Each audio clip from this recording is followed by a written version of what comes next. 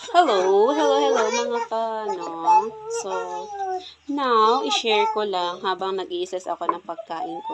I just wanna share para yung journey ng LCIF. So, pag meron ka nito, pwede kang mag-journey ng LCIF. So, first, if mag-set ka ng mindset mo, no?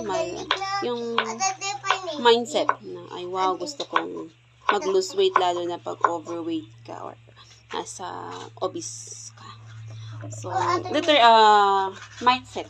Mindset yung una mong, Then, pag ano mo na yung mindset mo, doon, magse-set ka ng goal. Ano ba ang i-goal mo? Ang goal ko is magbawas ng timbang para naman healthy tayo.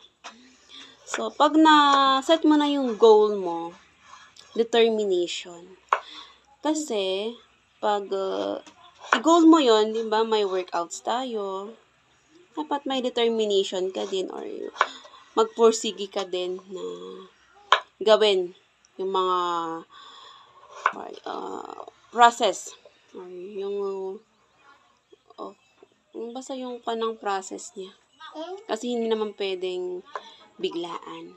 So, dapat may determination ka din. And lastly, discipline. Minsan dito tayo nadadapa. Disiplina sa pagkain. Diba? Kung tayo sa disiplina sa pagkain, ay talaga lolobo tayo. Pero kung may disiplina tayo sa pagkain, ay good choice ka.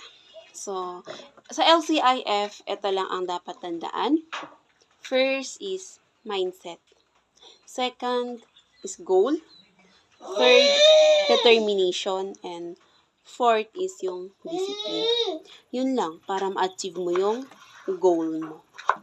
So, pag nakaya mo yun, welcome to LCIF journey. Yun lang.